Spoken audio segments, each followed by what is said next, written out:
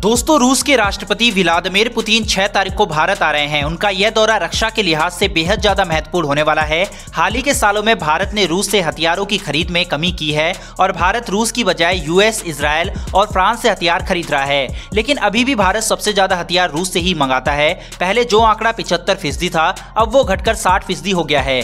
यानी कि 60% हथियार भारत रूस से खरीद रहा है, जिसमें डिफेंस सिस्टम, गन, एयरक्राफ्ट वगैरह शामिल है। इस लिहाज से रूस भारत के लिए काफी अहम देश है और भारत एक अच्छा दोस्त है रूस का।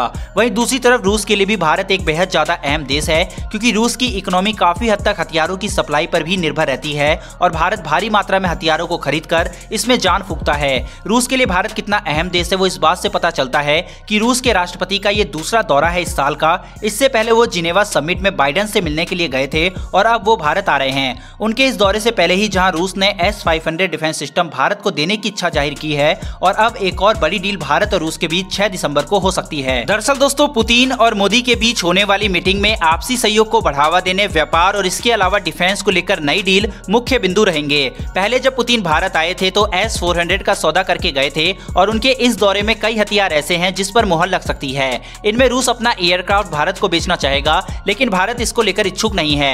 भारत की नजर S-500 की डील पर और इसके अलावा रूस का वो अत्याधुनिक टैंक है जिसने पूरे विश्व में तहलका मचाया हुआ है। भारत इसकी डील रूस से अवश्य करना चाहेगा।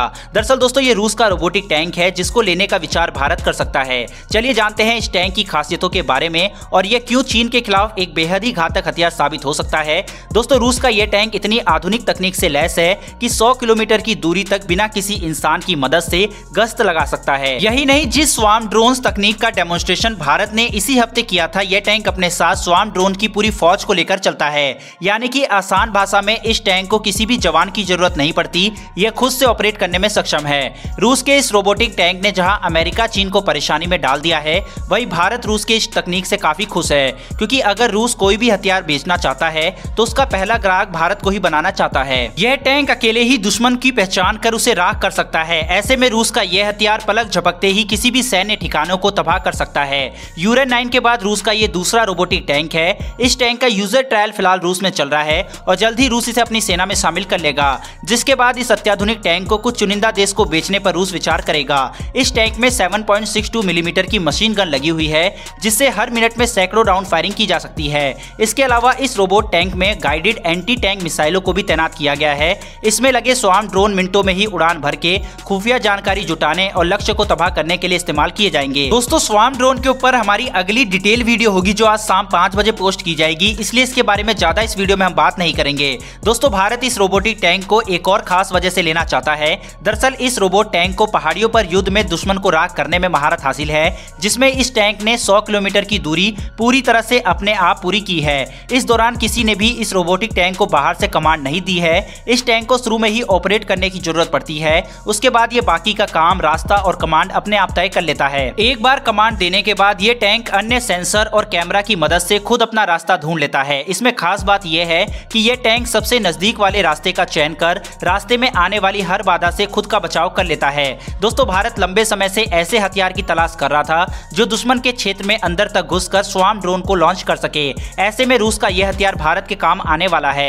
भविष्य में अगर चीन या पाकिस्तान से युद्ध होता है तो यह आधुनिक हथियार अकेले ही पूरे युद्ध का पासा पलट सकता है। भारत ने इस हथियार की डील करने की प्लानिंग कर ली है। इस टैंक के अलावा दोस्तों, भारत T-14 अर्माटा टैंक की डील करने की प्लानिंग भी कर रहा है। भारत कई सालों से रूस से यह टैंक लेना चाहता है।